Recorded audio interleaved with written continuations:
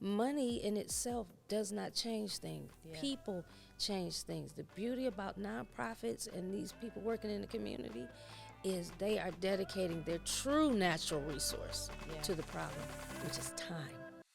Welcome to the IAAQLI 6 Pillars in Action podcast, where we deep dive into the transformative impact of the work being done in Indianapolis Black communities. Get ready to be inspired by the incredible projects and organizations making a real difference in the lives of Indianapolis residents. And that conversation starts right now.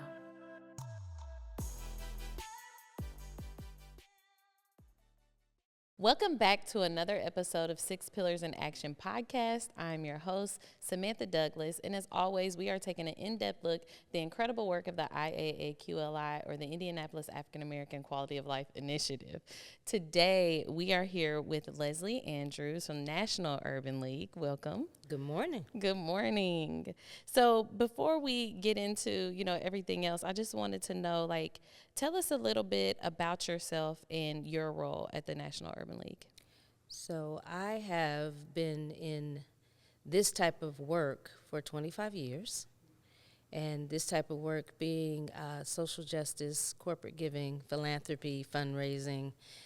Overall, I just describe it as bringing resources to opportunities and to make change.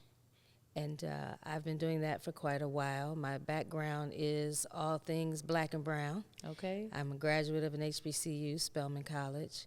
I have a former life as a state director of the United Negro College Fund. Oh, that's amazing. So I have worked at two of the three evergreen black organizations and that work on behalf of people of color and disproportionately marginalized peoples.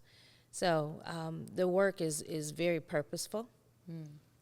I've done the corporate thing, and I realize that it's important to advocate and to champion those of my own community. And I'm blessed to be able to do that through this particular grant that is now 5 years old. Oh, wow. That's incredible. I love hearing, people's journey to how they got into the space, because what's interesting is roles will change, but usually our passion or what drives us and really what we want to focus on doesn't.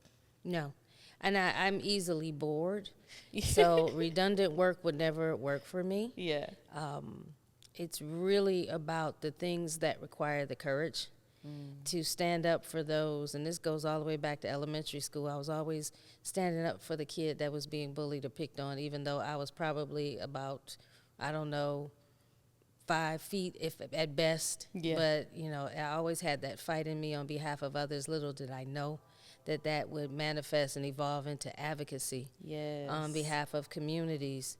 And having the courage to say the uncomfortable and sometimes the offensive things to the oppressor. Yeah. To get them to understand that, and to motivate those who are being oppressed. Yeah. Because after a while, you really run out of that energy. So I think one of my superpowers is stepping in the gap for those who have become weary of fighting for themselves. Yeah. Or they're unaware of how they're being marginalized and what the options and the opportunities are. Yeah. So I kind of stay in that lane, and then I've drilled down in that lane pretty deeply. And learned a lot of lessons, especially about money. Yeah, well, yes, I'm sure. I think, even in, our community, one of the things we work really hard to do is to tell people we don't empower, but help them discover their power they already have. And we don't speak for people, but elevate their voices, right? We're not the voice. We are just simply people who are trying to elevate others' voices. And I appreciate there's people doing that work at your level, because it obviously helps us at a grassroots level really be effective and advocate in a way that brings effective change. Yeah. And that's impactful. So tell us about why you're in Indianapolis today. Well, I am in Indianapolis to witness and experience some of the great work that has been done as a result of I call it the IAAQLI. Yes. The grant making that has been done. The beauty of it is when you receive the idea and you then transfer the money, it's like planting a seed. Yeah. And very few times do you get to go back and witness and enjoy the harvest. So at this point, in year 4, and for some in year 2 of the grantee's life cycle, this is a great time to see the work that has been brought forth. And it has to answer ultimately the big question, which is, has the quality of life improved for African Americans in Indianapolis as a result of this deployment of these funds? Yeah. And that's a question that I'm always asking and answering over time, lest I forget what this is really all about. Yeah. Because, again, in the details, the grantees are doing the work and they're providing the threads. My job is to weave the tapestry Yeah. of what that is, and make them aware of each other. Yeah. You know, and find the opportunities that are in this. It's not just about the deployment of funds. We do 2 things. You have to justify the money, and understand that it is the right amount at the right time in the right hands for the right project for the right reason. And then you also have to inform and educate the grantee of their responsibility to bring something to bear that will then enhance the overall product. You think you're running your own individual nonprofit, and you are, but you're also part of a larger diaspora of movement and change. Yes. And that means it deserves your best. You are learning. The third leg of this is we are educating as we are evolving. So if you were a small figure, meaning $50,000 or less grantee before, and now you're getting 6 figures. You know, just like you go from the minors to the majors, there's a certain amount of things that need to be done. There's a certain amount of ways that your product must appear and how it must feed into the larger reason that we're all here. Yeah. So, you know, it's a lot. That's really a lot of fun. Because I think low-key I would have been a teacher. I don't have the patience. So this allows me to teach in a different kind of way. In real time, people who need it and who can actually employ it in the moment. Yeah. I ventured into trying to be a teacher for a little bit, or thinking about it, and I realized like I didn't want to be in a classroom. Like I wanted to do life with people. Like I wanted to be out there in that similar way. And I love that you were talking about we all play a role in like this larger vision and larger movement. And I think in some ways, some people don't like that because they like to be a big fish in a small pond. But for many of us, it's like it's also comforting in that, you know, it's not all on me. I just play my little role in this bigger thing, and we all get to work together to make this big thing happen. Because to say that you're going to improve the quality of life of Black folks, even like just in a single city, is such a huge task. Yes. Like that is a tall order, and I'm Yes. sure it comes with like a lot of pressure. Well, and my thing often when I do interact with grantees is to get them to understand that this is literally a global experiment. In the world of philanthropy, and especially trust-based philanthropy, which is the new coinage in terms, Yep.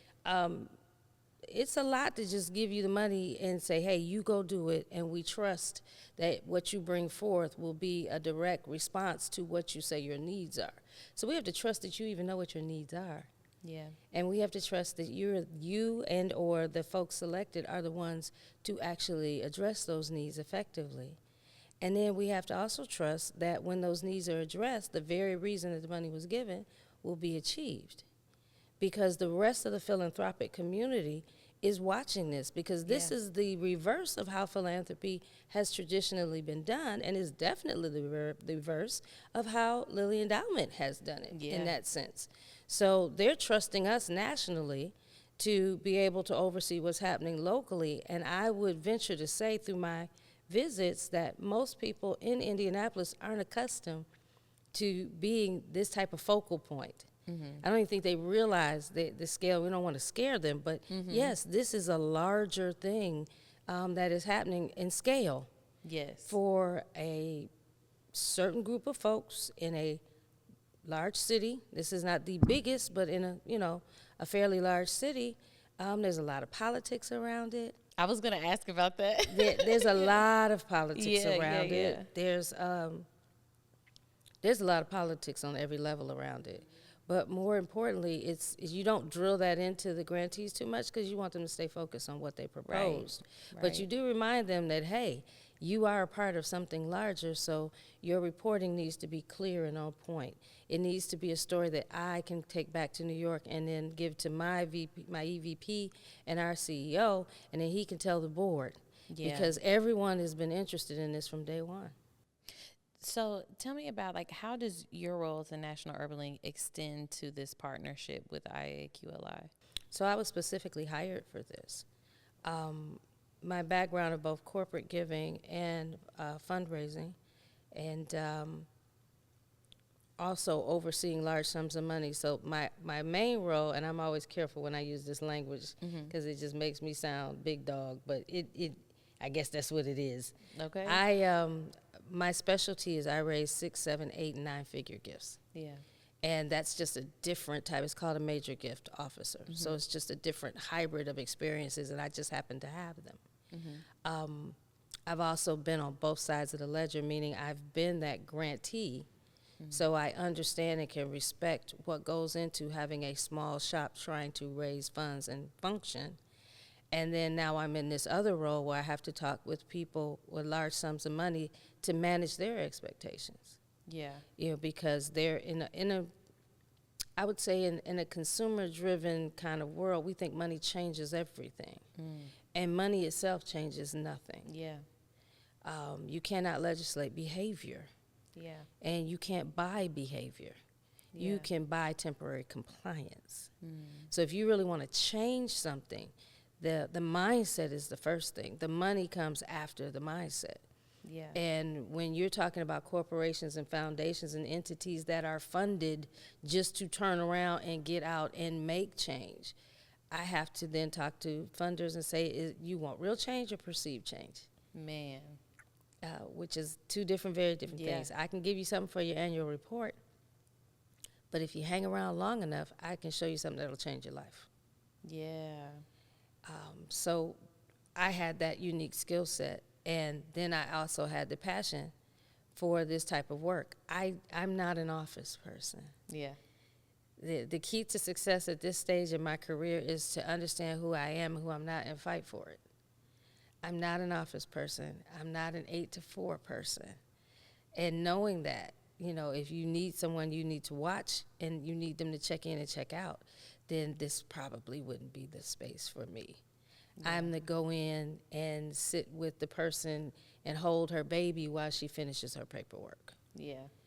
You know, because I've never far away from my beginnings, so I can always understand and relate to the people who are in the spaces in which I've already passed through. And I think that they get me for that. Yeah, yeah. I mean, that's amazing. And I want to point out, 7, 8, 9 figures. Yes, you are a big dog. We're gonna go ahead and I wish that was my check. You know, but I mean, still, it's being given to impactful work, and money has responsibility. Yes, it does. But everyone can't hold money responsible. That's a fact. Because money respects money. Yeah. So money can see a problem, and it's not the people. Money can see a problem, but that doesn't mean that money has the abilities to solve a problem. That's a fact. You know, it's like we talk about this with politics all the time, that this is a tool. Yes. It's a tool. You can have a nail that needs to get hammered in. You can have a hammer right next to it. You can lay a hammer on top of it. You could do all kinds of things with a hammer. But if you don't have the person who can grab it and strike it and use it the way that it's supposed to be used and hit that thing the way it's supposed to be at the right time, right, it doesn't work. Mm-hmm. So it's like it's just a tool. It's just a tool. And you have to understand people's relationships with money. Yeah. I think that's what I've learned over the course of my career. When you give someone a check, at that point it was a check, now it's an ACH, whatever. When they receive $250,000 and they come apart, like, oh my God, no. Yes, they are doing the work, but you have to be ready to say, okay, thank you. Now I can go, and it doesn't change the trajectory of your movement. Right. That's a healthy relationship with money. And that means that the money was truly the only thing that was missing. But when you infuse money with someone who's never gotten that type of money, and they begin to either panic or they have a lot left over because they were afraid, And, you know, they would, all of those things, those are the extra teachable moments that you can only have in the field. Yeah.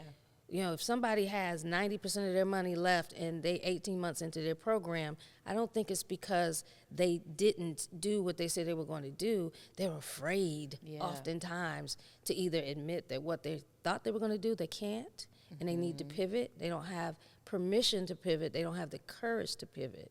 And they need somebody to nudge them up off the bench and get them in the game. Yeah. Because they've never received that kind of money before. Sometimes getting the money is the home run for folks. I'm like, no, this is just the first inning of the game. Now you have the money. Now go win the game. Yeah, that's I think as being a recipient not of this grant but of other grants, like that's the weight too. Like it's like, okay, now this money is here. Now I got to actually do these things I said I'm gonna do. People tell me I was laying awake all night. I don't know why. Yeah. I'm not laying awake all night. Just is it in the bank? Yeah. Then what are you awake for? Go to sleep. Yeah, go to sleep. Because you got work to do tomorrow. Okay. And I think that is just and these are my feelings. Yeah. Our just unnatural superiority relationship with money. We don't get it. It is a tool. They're printing it right now. Right now. Mm. They've created money out of coin, out of an algorithm, and they're telling you it's worth something, and people agree. Money in itself does not change things. Yeah. People change things. The beauty about nonprofits and these people working in the community is they are dedicating their true natural resource to the problem, which is time, that you don't get back. Yeah. The money is just the oil to sort of lubricate the process. Yeah. The time is the true currency of the moment. Get out there. Mm. You answered the call, now go do it. Yeah. Yeah. I think when we come back, we're going to get more into the visits that you've done since you've been here and the impressions that you got. But make sure you guys come back. We have a whole nother half with Miss Leslie Andrews from the National Urban League. Coming up next on the 6 Pillars in Action podcast, we'll continue our conversation with IAAQLI leaders. And don't forget to subscribe to our podcast and visit the IAAQLI website to learn more about the incredible work being done and how you can get involved. Welcome back to 6 Pillars in Action podcast. I'm your host, Samantha Douglas, and we are still here with Leslie Andrews from National Urban League. Obviously, we're still here, so I'm going to say, well, none of you that. And I just, that first tab, it was so incredibly inspiring to hear that conversations we're having at grassroots level are also being had at that level with such intentionality and care. And I just wanted to share that because it was super inspiring.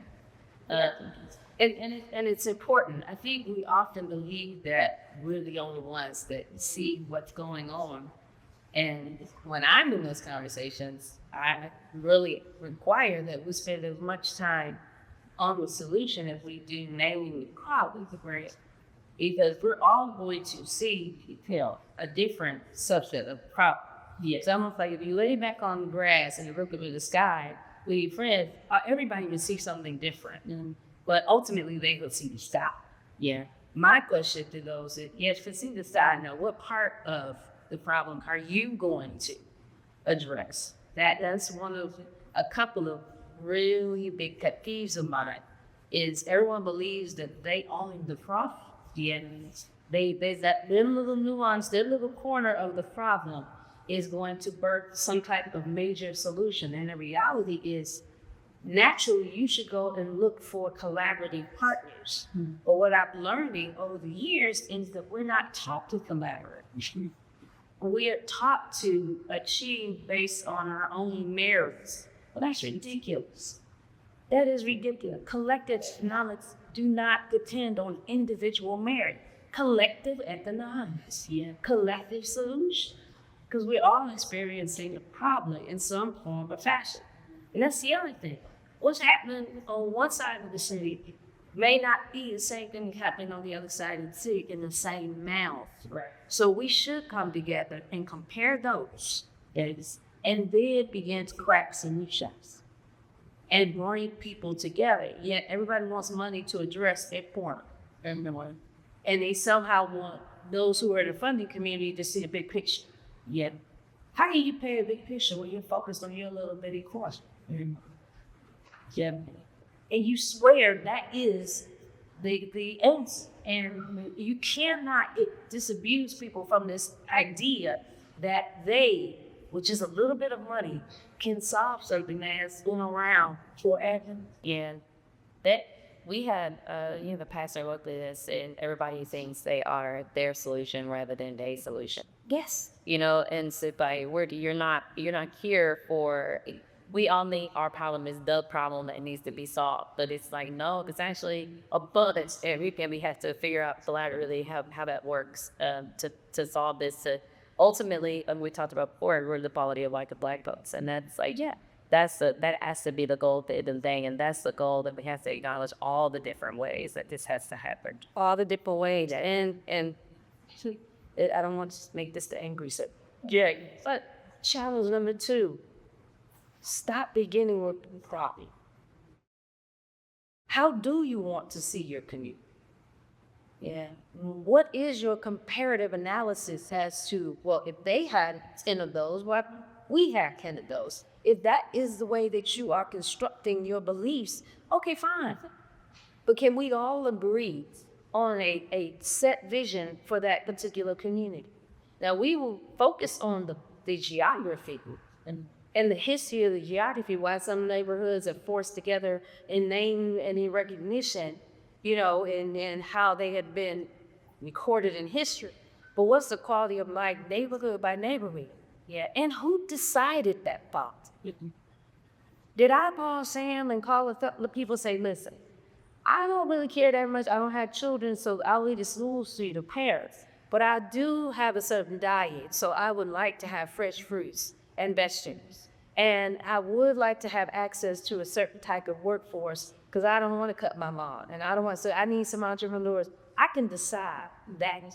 If we can just decide on one larger vision, then we can chop that up and say, well, this is how we'll do that. Now, mind you, we haven't talked about the problem at all, right?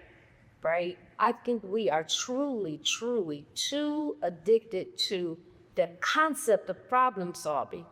And he is assuming that everything you're taking to solve was a problem in the first place. Says who? Yeah.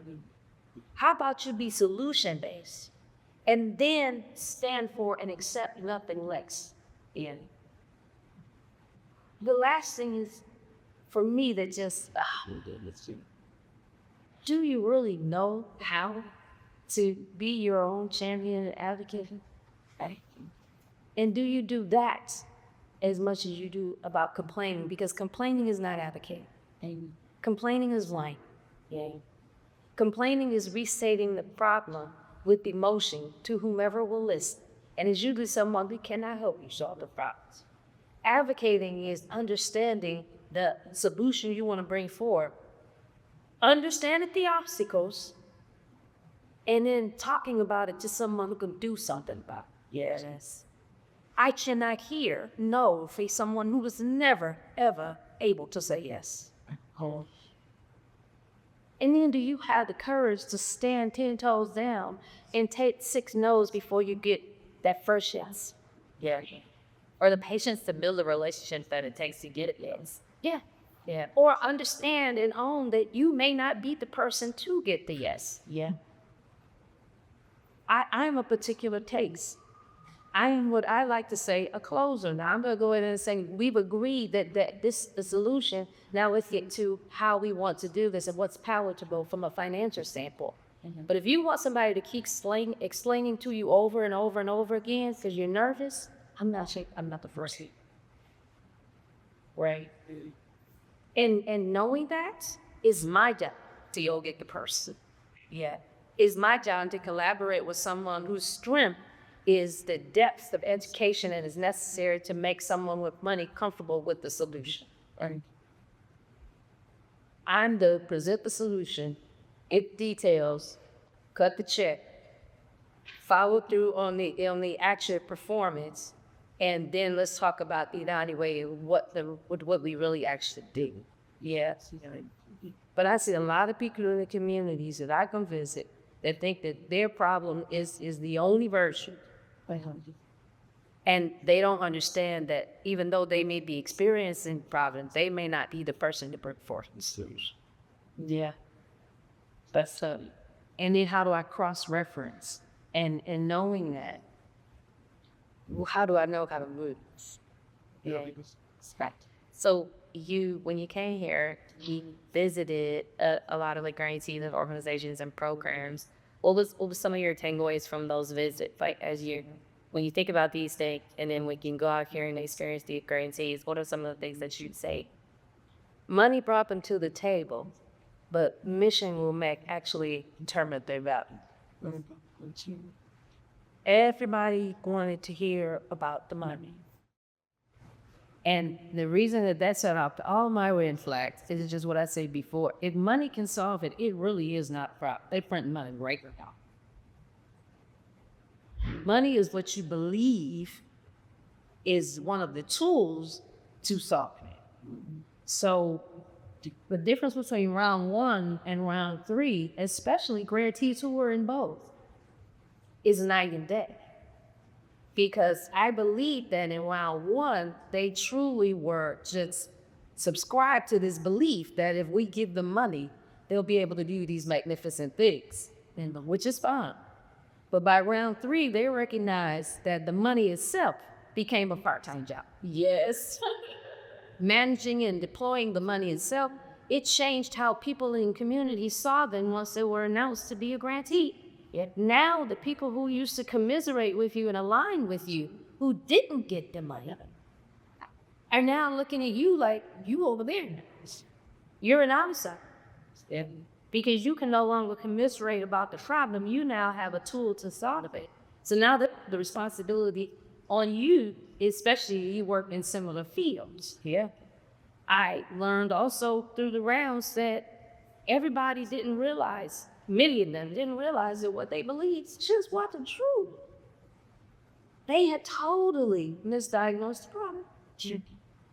Because no matter how much money they threw at it, it still wasn't moving at a pace that they thought it would. Said the patience, social change, the wholesale social change, but just wholesale change overall, life-changing and directional policy and implementation, legislating individual behavior, that takes time. That's the real current skills, not your money. And that in itself is the lesson that is invaluable.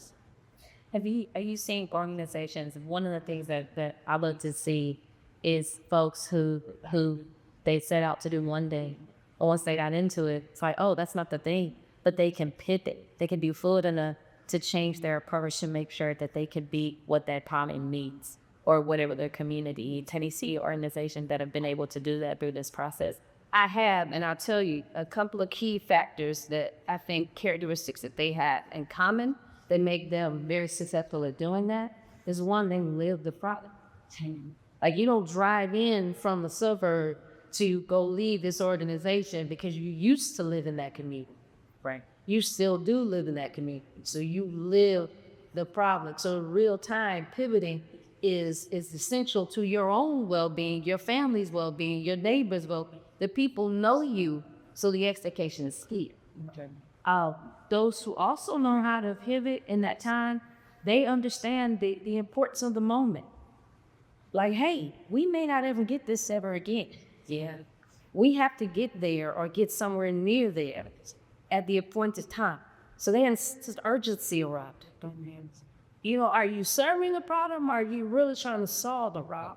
Yeah. Because money will serve it all day long. But if you're really trying to solve it, then we got to make this hard pivot. And I'm not sure of what's on the other end. Those people trust the fact that even if I'm not sure of it, I know we got to go down that road down there.